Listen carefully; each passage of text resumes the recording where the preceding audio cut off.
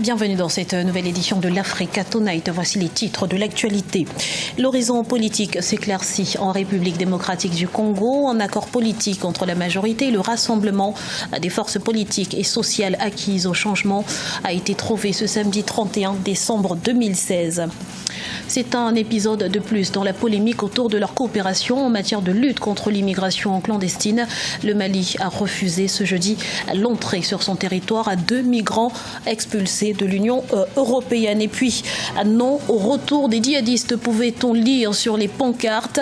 Des centaines de Tunisiens ont protesté ce samedi devant le Parlement contre le rapatriement de leurs compatriotes terroristes. De son côté, le gouvernement se veut rassurant. C'est chose faite. Après plusieurs séries de tractations, pouvoir et opposition sont enfin parvenus à un accord ce samedi 31 décembre 2016 en République démocratique du Congo. Il en ressort que Joseph Kabila garde son poste de président de la République jusqu'à décembre 2017. Mais la primature revient au rassemblement des forces politiques et sociales acquises au changement. On fait le point tout de suite avec Jacques Amboka, notre correspondant en République démocratique du Congo. Joseph Kabila demeure à son poste jusqu'à l'investiture de son successeur pour une transition qui court jusqu'au mois de décembre 2017. Un premier ministre désigné par le Rassemblement et nommé par le président de la République, un conseil de transition dirigé par Etienne Tshisekedi. Ce sont là quelques grandes lignes de l'accord politique. Après 3 semaines de négociations entre la majorité et le Rassemblement, la signature de l'accord a été prévue ce samedi 31 décembre dans la matinée.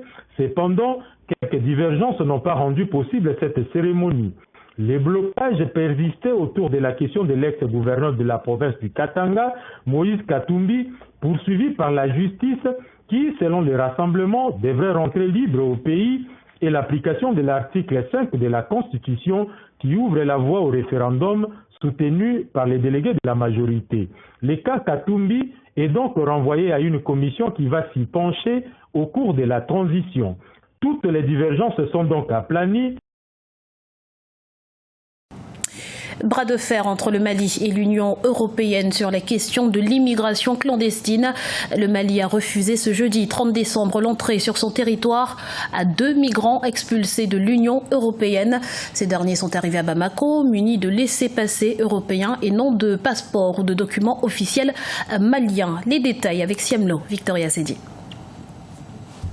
La fièvre continue de monter entre les autorités maliennes et l'Union européenne sur la question de la gestion des migrants irréguliers. Ce jeudi 29 décembre 2016, Bamako a refusé l'entrée sur son territoire à 2 de ses ressortissants expulsés de l'Union européenne. En provenance de la France, ces derniers détenaient un laissez-passer établi par l'Union européenne qui justifiait leur rapatriement manu militari. Un document sans valeur diplomatique pour les autorités maliennes qui dénoncent son aspect unilatéral.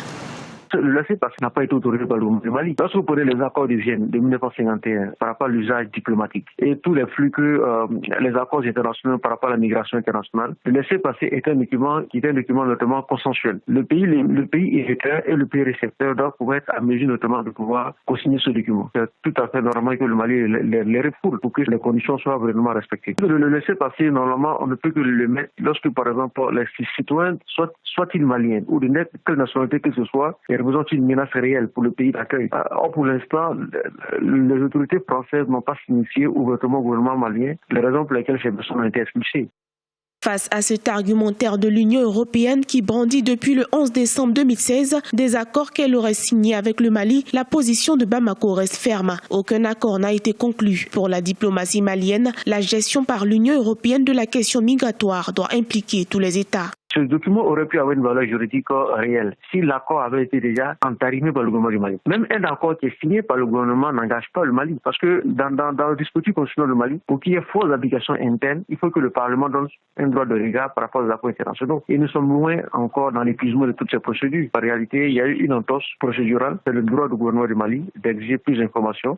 Au cœur de cette question d'immigration, des enjeux importants, il s'agit de la sécurité transfrontalière, le retour ou encore l'admission et la réintégration des migrants en situation irrégulière. Des sujets qui interpellent l'Union africaine et suscitent des tensions dans la diaspora africaine en Europe, mais il fait surtout réagir les organismes de défense des droits de l'homme qui déplorent le traitement réservé aux rapatriés. Pour rappel, les ressortissants maliens en Europe contribuent pour près de 400 milliards de francs CFA aux recettes de l'État par an.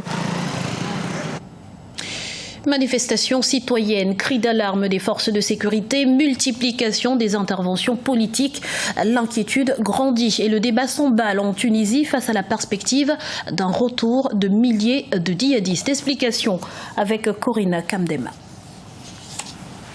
Le gouvernement tunisien a lancé un plan d'action stratégique pour faire face au retour de milliers de djihadistes au pays ce jeudi 29 décembre.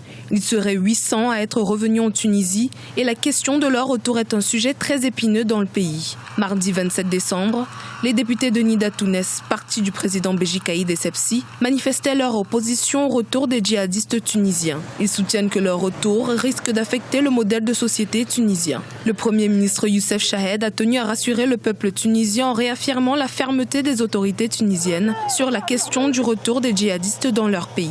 Je veux affirmer que l'État tunisien n'a signé aucun accord sur le retour des terroristes et que la position du gouvernement est claire. Il n'est pas favorable à leur retour des zones de tension. Ceux qui reviendront seront immédiatement arrêtés dès leur arrivée sur le territoire tunisien et seront jugés. Et la loi antiterroriste sera appliquée contre eux. Selon les Nations Unies, il sera à ce jour 5500 Tunisiens à avoir rejoint les rangs d'organisations islamistes combattantes. Dans une Tunisie frappée par ce fléau djihadiste, ces retours développent un sentiment d'insécurité et de peur dans le pays. Nous détenons toutes les données les concernant. Nous les connaissons un par un et nous avons pris toutes les dispositions nécessaires à leur sujet. La Tunisie subit actuellement l'effet boomerang de la perte de puissance des groupes terroristes tels que Daesh en Syrie et en Irak. Au fur et à mesure qu'ils perdent du terrain, les retours de combattants djihadistes tunisiens sont de plus en plus fréquents. Certaines voix ont appelé à les déchoir de leur nationalité, mais la constitution tunisienne est très claire. Aucun citoyen ne peut être déchu de sa nationalité, ni empêché de revenir dans son pays, ni extradé. Pour l'heure, l'État n'aurait pas d'autre solution que la surveillance administrative et les poursuites pénales à l'encontre des terroristes. Pour trouver, il faut pouvoir chercher. Conscient de cela, les autorités ivoiriennes ont lancé ce 30 décembre 2016 un fonds d'appui à la recherche scientifique et à l'innovation doté d'une enveloppe de 500 millions de francs CFA. On fait le point tout de suite avec Idelette Mirabel-Bissou. C'est désormais une réalité en Côte d'Ivoire, le fonds d'appui à la recherche et à l'innovation tant attendu par les chercheurs et les scientifiques. Doté de 500 millions de francs CFA, l'objectif de ce fonds est d'encourager les projets de recherche et de développement technologique en Côte d'Ivoire. Il comprend 3 programmes dont un prix spécial du président de la République de 80 millions de francs CFA, un fonds d'appui à la promotion de la femme enseignant-chercheur et chercheur de 120 millions de francs CFA et le principal fonds d'appui à la recherche et à l'innovation FARI de 250 millions de francs CFA. Un tel accompagnement permettra à la recherche d'apporter une contribution significative à la résolution des problèmes socio-économiques et culturels de la Côte d'Ivoire. Il impactera par ailleurs la qualité des publications des enseignants-chercheurs, des chercheurs, afin d'assurer la promotion au CAMES. Il constitue une opportunité pour le renforcement des capacités des doctorants. Nous espérons que ces résultats probants seront donc obtenus par nos équipes à la recherche à l'issue de la gestion de ces fonds. Ce fonds vient en appui aux équipes de recherche autour de thématiques d'intérêt national ou international dans les domaines de la santé, des substances naturelles et de protection de l'environnement, des mines et des énergies, de l'agriculture et de la sécurité, des technologies, de la gouvernance et de la civilisation. La recherche scientifique, c'est un secteur qui tient à cœur le gouvernement ivoirien. Et même avant la création du fonds pour la recherche scientifique, il y avait déjà un programme d'appui à la recherche. Donc, ce programme permettait d'abord la formation des enseignants et le financement de la recherche. La Côte d'Ivoire octroie moins de 0,35% de son produit intérieur brut au financement de la recherche scientifique, loin de 1% requis par l'Union africaine pour cet important secteur d'activité, moteur des pays développés. Avec ce fonds, la Côte d'Ivoire opte pour des services technologiques innovants, la résolution des problèmes socio-économiques, tout en rehaussant la qualité des publications scientifiques des chercheurs. Le Premier ministre Kablan Dankan a promis que le gap de 1% du PIB sera atteint d'ici 2020. C'est la fin de ce journal. Toute l'équipe d'Africa 24 vous souhaite une excellente année 2017 en vous remerciant pour votre fidélité. Restez sur notre antenne. L'information continue.